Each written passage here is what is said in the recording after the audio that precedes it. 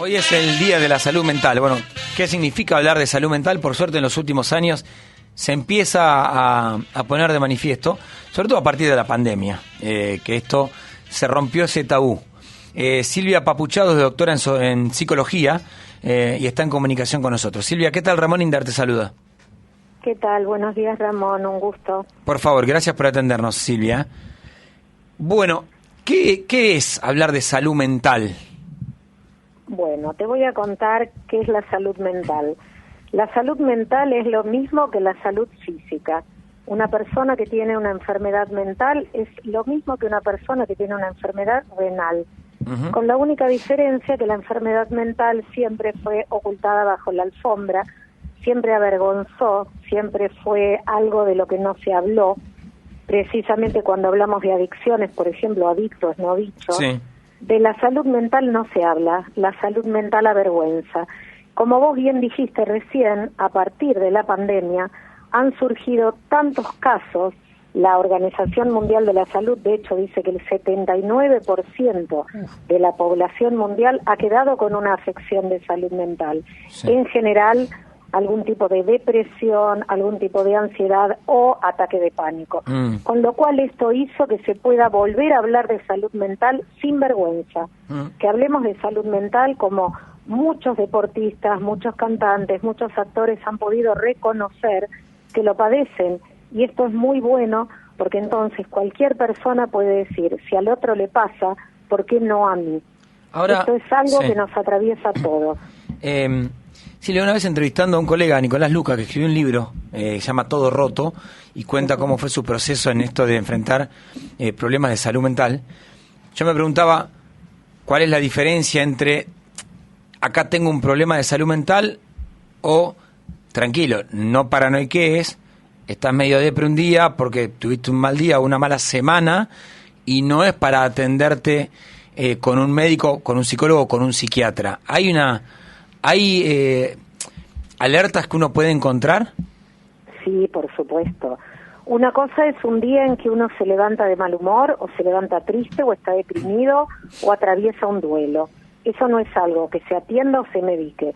Lo que tiene que prestarse atención es a la intensidad y a la duración. Una cosa es una persona que un día esté de mal humor o que esté triste, y otra cosa es una persona que empieza a dormir menos o dormir más, a comer menos o a comer más, a cambiar su actitud, a cambiar de amistades, a cambiar su forma de vida. Eso sí, ahí hay que poner el ojo, en eso tenemos que prestar atención.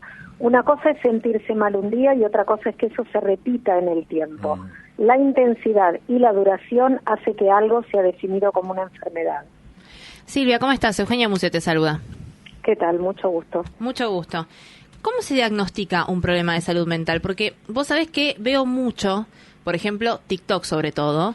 Vos vas scrolleando y capaz que tenés un video que te dice, si tenés esto y lo otro, tenés un, no sé, trastorno de déficit de atención, ¿no? Entonces vos quizás estás ahí mirando el celular tranquilo, scrolleando y decís, che, pero yo tengo todo esto, entonces tengo un trastorno de déficit de atención, o cómo es, digo, ¿qué peligro hay en eso, en las redes sociales, y cómo se diagnostica realmente un problema de salud mental?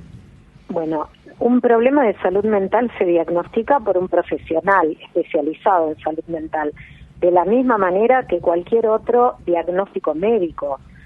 Si vos decís, me duele la cabeza, o me duele el estómago, o no estoy viendo bien, y vos lo buscás en TikTok, te va a dar una serie de cuestiones por las cuales vos vas a asociar que tenés tal o cual patología, lo cual es un desastre, así literalmente un desastre, porque una cosa es buscar una receta de comida en TikTok y otra cosa es buscar en TikTok una patología, claro. Y sobre todo una patología mental. No, tiene que estar diagnosticada y tiene que estar, si hiciera falta, medicada por un profesional, que tanto es un psicólogo como un psiquiatra, ambos con características diferentes y con tipo de tratamiento diferente, pero seguramente que ni el doctor Google, ni el ChatGPT, ni TikTok nos van a dar un buen diagnóstico porque no están preparados para eso.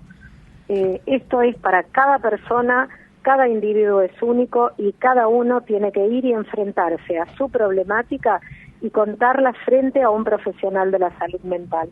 especializado para eso, que estudió para eso.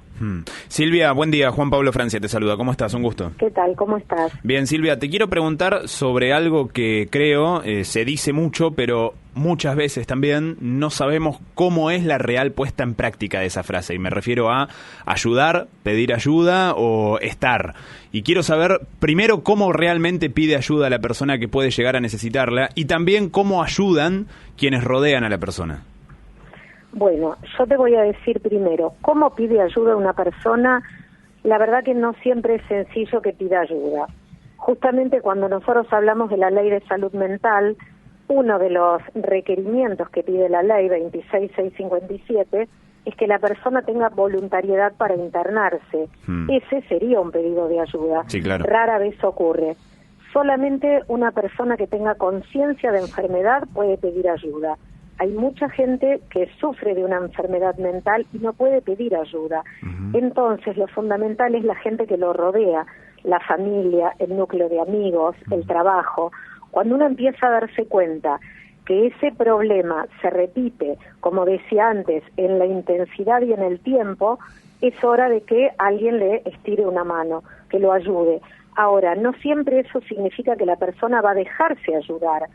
No, y además ahí, Silvia, discúlpame que te interrumpa, porque uno dice, perfecto, que ayuden quienes rodean, pero ¿cómo se aborda? Porque también no es fácil acercarse a una persona y decirle, mirá, me parece que tenés que tratarte por esto o aquello. No, por eso digo que justamente lo difícil es cómo prestarle ayuda a alguien que no considera que la necesita. Vos no le podés decir a alguien, tenés que ir a terapia, tenés que tomar medicación, tenés que internarte. No, simplemente tenés que acompañar en la medida de lo posible. Si la persona no toma conciencia de enfermedad, es muy difícil ayudarla. Pero, precisamente por eso nosotros, yo pertenezco a la AAP, Asociación Argentina de Psiquiatría y Salud Mental, y también trabajo en el Museo Larreta todos los jueves, en forma ad honorem, con Marina Charpentier, en un grupo que tratamos de colaborar con las familias, tratamos de orientarlas, guiarlas, ayudarlas, para que sepan qué hacer, cómo hacer, para que tengan herramientas y recursos, porque muchas veces hay que judicializar a la persona, muchas veces necesitamos llamar al examen psiquiátrico. Acá en Capital existe, no en el resto del país, pero es muy necesario. Es para salvaguardar su vida y la del resto. Nosotros lo que tratamos es de proteger a la persona que está enferma, porque se convierte en un peligro para sí y para terceros. Ese es un momento decisivo. Ahí hay que tomar las cartas y decir, esto es lo que hay que hacer. Bueno, precisamente hoy, Día de la Salud Mental, nos reunimos a las 4 de la tarde en la Plaza de Mayo con el lema de abrazamos la salud mental, abrazamos la vida, porque lo que queremos es precisamente eso, abrazar la vida. Silvia, fuiste muy clara, muchísimas gracias por estos minutos. Al contrario, muchísimas gracias a ustedes por poner la salud mental en agenda, es muy necesario. Gracias. Era Silvia Papuchado, doctora en psicología.